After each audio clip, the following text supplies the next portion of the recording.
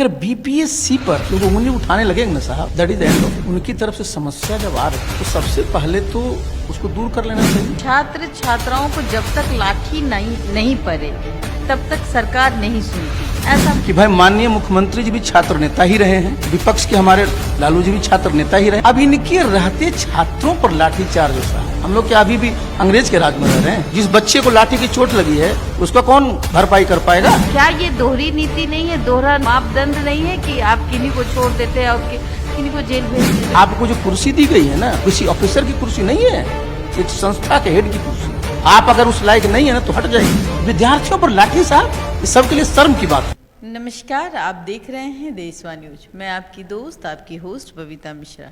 कल जिस तरीके से आपने देखा कि सड़कों पे लाठी भज रही थी, वो भी बीपीएससी के छात्र छात्राओं के लिए, वो नजारा कहीं न कहीं दिल दहला देने वाला था। और तमाम जो गुरु हैं, खान सर, गुरु रहमान सर, छात्र नेता दिलीप, ये सड़कों पे थे। कारण नॉर्मलाइजेशन नहीं हो। अब हम जानना चाहेंगे, चूंकि जिस शख्स से मैं की मुलाकात करवाना चाहती हूँ, उनका नाम आरसीपी सिंह है। वो आरसीपी सिंह जो कभी आईएएस रह चुके थे और इन्होंने उस अपने कार्यकाल में बहुत ही ईमानदारी से अपनी कार्यकाल को पूरा किया। आइए नॉर्मलाइजेशन के बारे में जानें। जिस तरीके से कल तमाम गुरु रहमान, खान सर खुद सड़क पे उतरते हैं और ये कहते हैं कि नॉर्मलाइजेशन नहीं होना चाहिए, बच्चों के भविष्य के साथ खिलवाड़ है, और उनको आधी रात पकड़ लिया जाता है, डिटेन कर लिया जाता है और फिर रात में छोड़ दिया जाता है। लेकिन छात्र नेता दिलीप, वहीं उनको जेल भेज दिया जाता है। पहले आप बताएं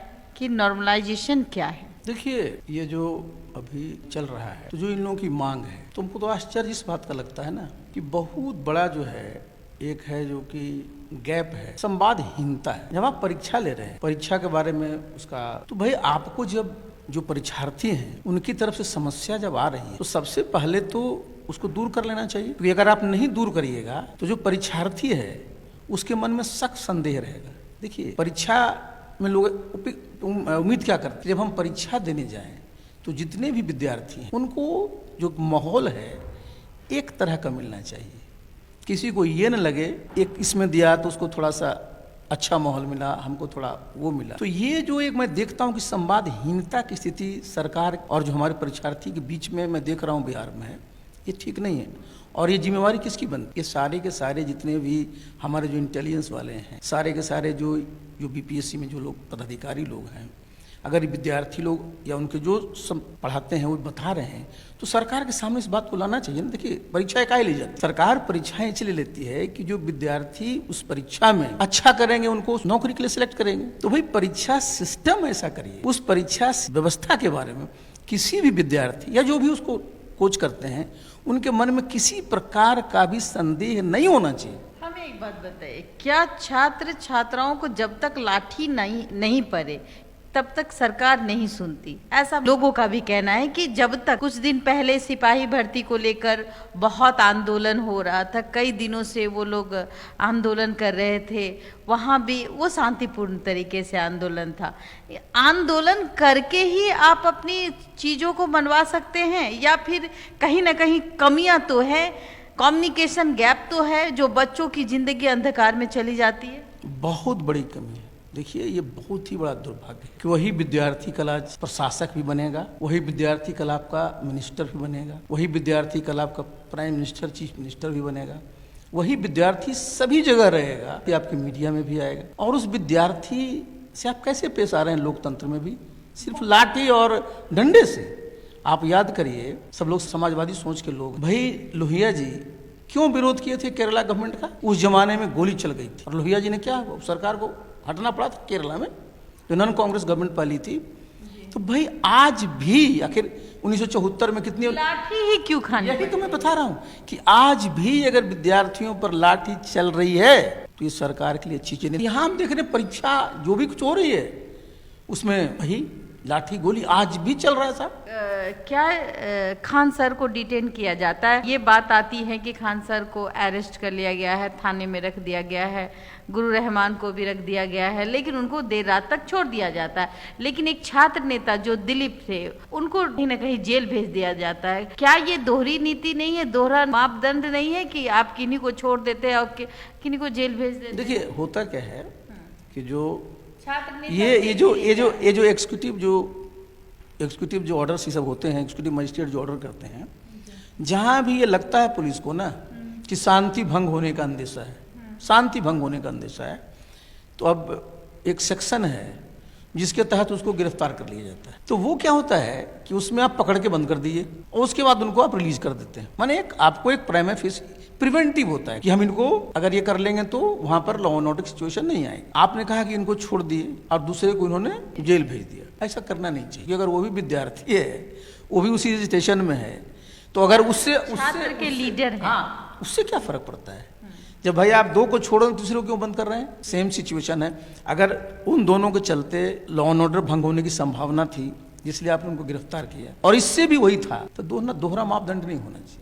आरसीपी सिंह क्या सोचते हैं कि जिस तरीके से बीपीएससी छात्र रो रहे थे, बिलख रहे थे, कल सड़कों पे थे, किसी का सर भी फूट सकता था और लाठीचार्ज हुई तो कहीं ना कहीं घटनाएं बहुत ज़्यादा बढ़ जाती है, कभी सर फूटता है, कभी पैर टूटता है। ऐसी दृश्य हम बिहार में कब तक देखेंगे? मैं बता रहा हूँ, ये बहुत बड़ा दुर्भाग्य। आप देखिए BPSC, Bihar public service commission, प्रदेश का सबसे प्रेस्टिजियस इंस्टीट्यूशन है रिक्रूटमेंट का। उसके बारे में जो भी विद्यार्थी होते हैं उनकी मन में जो इमेज रहता है, जैसे कैसे यूपीएससी का देखो सपना होता है, और वहां अगर बच्चा परीक्षा देने जाए और उसके मन में तरह तरह की भ्रांति हो, इसका मतलब है कि जो इंस्टीट्यूशन जो है वो विद्यार्थियों की नज़र में या छात्रों की नज़र में उसका जो एक इमेज है ना, वो इरोड हुआ है, और ये सबसे खराब होता है। गांव से बच्चे आते हैं और राजधानी में आके पढ़ते हैं, और कहीं ना कहीं जब पेपर लीक की बात आती है तो कितनी तकलीफ होती है उस छात्र को, ये बताइए आप। देखिए बिहार में पेपर लीक क्यों होता है सबसे ज्यादा? देखिए लोकतंत्र का हॉलमार्क क्या होता है? लोकतंत्र का मतलब होता है ये नौकरी को लेकर के कि कैरियर ओपन टू टैलेंट्स। अगर आप में मेधा है तो आप किसी भी पद को प्राप्त कर सकते हैं। ये लोकतंत्र में ही संभव है, ये राजतंत्र में नहीं संभव है। इसका मतलब क्या हुआ कि भाई यहाँ इस प्रकार की व्यवस्था होनी चाहिए, कहीं भी किसी प्रकार की गड़बड़ी का अंदेशा नहीं रहे। हम आपके सामने मैं बोल रहा हूँ, हम लोग तो गांव में पढ़े थे, 82 में मैंने यूपीएस दिया था। 82 उस जमाने बताइए साहब, अगर गड़बड़ी हुई होती तो हमारे टाइप का आदमी जो गांव में पढ़ा हो, हम लोग आईएएस कम्पीट करते। ये तो रोना है साहब कि अब तो और बेटर होना चाहिए। सिस्टम बिल्कुल ट्रांसपेरेंट होना चाहिए, लोगों को लगना चाहिए कि हमने मेरिट है। तो सिस्टम कहाँ कोलैप्स किया? यही तो मैं समस्या हो रही है ना, ये सिस्टम में बता रहा हूँ, ये सिस्टम तो यहीं पर तो कोलैप्स हो रहा है ना, जहाँ की आपके जो इंस्टीट्यूशंस है ना वो सिर्फ फेल नहीं हो रहे हैं, बल्कि इंस्टीट्यूशन जो है हमारी पूरा का पूरा जो लोकतंत्र की जो समझिए जो जड़ है ना, उसको कमजोर कर दे रहे हैं। अगर बीपीएससी पे देखिए, हम सीधे बोल रहे हैं, अगर बीपीएससी पर लोग उंगली उठाने लगेंगे ना साहब, that is the end of it. आपको जो आपने बताया एक बहुत ही कड़वा बात बताई है, क्वेश्चन पेपर लीक हो जा रहा है। टेक्नोलॉजी का यूज कितना होता है आजकल? भाई सरकार क्यों नहीं टेक्नोलॉजी किस प्रकार से यूज करती है कि भाई ये जो जितने प्रकार के अनफेयर मीन्स हैं उसको रोका जाए। सरकार को कौन रोकता है साहब? सरकार तो अल्टीमेट है। पेपर कैसे लीक हो जाती है समझ में नहीं आता।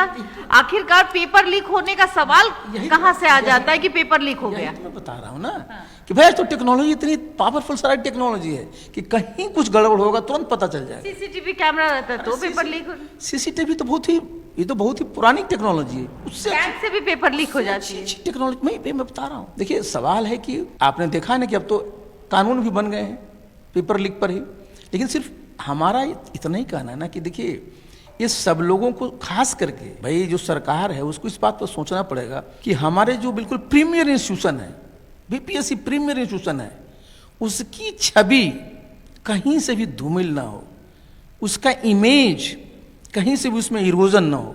ये दायित्व किसका बनता है? सबसे पहले दायित्व बनता है जो उसको हेड करते हैं। मैं तो जितने बीपीएससी के चेयरमैन हैं या जो हैं, मैं उनसे अनुरोध करूंगा कि अरे साहब जिस कुर्सी पर आप बैठे हैं जरा अपना पीछे का देख लीजिएगा, कौन कौन लोग उस कुर्सी पर बैठे हैं। आपको जो कुर्सी दी गई है ना, वो किसी ऑफिसर की कुर्सी नहीं है, एक संस्था के हेड की कुर्सी है। बिहार पब्लिक सर्विस कमीशन है वो। आप अगर उस लायक नहीं है ना तो हट जाइए। ऐसे बोल रहे हैं आप? मैं बोल रहा हूँ, एकदम बोल रहे हैं कि आप मतलब वो अगर उस लायक नहीं तो हट जाए। बिल्कुल, अगर आप उसके इमेज को नहीं कायम रख सकते हैं तो आपका नैतिक दायित्व बनता है वहां से हटिए आप। लाठी चलवाना कहाँ तक सर? अरे एकदम नहीं, विद्यार्थियों पर लाठी साहब, इस सबके लिए शर्म की बात है। और तब जाके नींद खुलती और है। नहीं, मैं बता दूं, माननीय मुख्यमंत्री जी भी छात्र नेता रहे हैं जी, माननीय लालू जी भी छात्र नेता रहे हैं, तो ये लोग लाठी चलाने के पक्ष में रहेंगे क्या? हम तो छात्र नेता नहीं रहे, लेकिन ये तो छात्र नेता रहे हैं और इन लोगों के सामने लाठियां चलती हैं, अच्छी बात है क्या? ये तुरंत इन लोगों को बैठ करके निर्णय लेना पड़ेगा कि क्या किया जाए कि लाठी ना चलाना पड़े बच्चों पर। यहाँ तक कि बच्चे बात करने जाते हैं तो लाठी भाज दिया जाता है, गाली गलौज कर दिया जाता है। ये क्या तरीका है? कहाँ जाएगा बच्चों की भविष्य तो अंधकार में ही पड़ेगी ना। ये बच्चे कौन है? ये बच्चे अपने बच्चे हैं, ये भारतवर्ष के बच्चे हैं, ये बिहार के बच्चे हैं। संविधान ने इनको अधिकार दिया है नौकरी प्राप्त करने का, और आपको दिया है ताकत कि आप इस प्रकार की व्यवस्था करिए जहाँ किसी प्रकार की गड़बड़ी न हो। और अगर आपके सामने इस प्रकार की गड़बड़ी होती है और आप लोग छात्र नेता रहे हैं और छात्रों पर लाठी चलती है, पता नहीं कैसे नींद आपको आती है। तब टूटती है जब छात्र पर लाठी चल जाती है, उसके बाद आता है अच्छा छात्र पे लाठी चली है तो हम आके अब छात्र पर लाठी, सब मांग पूरी हो जाएगी। अरे कोई मांग क्या पूरी करेंगे? जिसको चोट लगी है लाठी को, जिस बच्चे को लाठी की चोट लगी है उसका कौन भरपाई कर पाएगा? मैंने बताया ना कि भाई ये सब छात्र नेता जो आज ऊंचे पदों पर ये छात्र नेता रहे हैं और इनके रहते अगर लाठी चलती है ना तो इससे बड़ा दुर्भाग्य कुछ नहीं है। यानी कि आपका कहना है कि जब आप पढ़ाई करते थे, जब आपने IAS कंप्लीट किया था, उस समय कहीं ना कहीं ट्रांसपेरेंसी थी, अब जो है कहीं ना कहीं कुछ तो गड़बड़ है। बच्चों में एक फीलिंग तो आ गई है जो ना? पेपर लीक हो जाता है, कहीं ना कहीं स्तर बहुत नीचे गिर गया है। बिल्कुल, और मैं इसलिए और ये स्तर गिराया कौन? भाई देखिए, मैं तो क्या बता रहा हूँ, जो इंस्टीट्यूशन का हेड है, मैं सीधे बोल रहा हूँ। तो माल मिलता होगा तभी। अब हम उस पर नहीं जाएंगे, लेकिन बताइए, पद जो मिलता है ना उसकी मर्यादा होती है, उसकी गरिमा होती है, उसकी प्रतिष्ठा होती है। अगर उसको कायम रख रहे हैं कि आप में औकात नहीं है ना तो हट जाइए। तो ऐसे लोगों पे जांच क्यों नहीं बैठनी चाहिए? तो जिनको करना है उनसे पूछिए ना। मैं तो इसी देखिए, मैंने आपको एक सवाल किया है जी, कि भाई माननीय मुख्यमंत्री जी भी छात्र नेता ही रहे हैं, विपक्ष के हमारे लालू जी भी छात्र नेता ही रहे हैं, जितने भी लोग हैं। अब इनके रहते छात्रों पर लाठीचार्ज हो साहब, गजब बात है। हम लोग क्या अभी भी अंग्रेज के राज में रह रहे हैं? ऐसे पदाधिकारी की जांच होनी चाहिए। ये जांच से सिर्फ काम नहीं चलेगा, आपको व्यवस्था बनानी पड़ेगी कि ऐसी कि लाठीचार्ज दोबारा ना हो।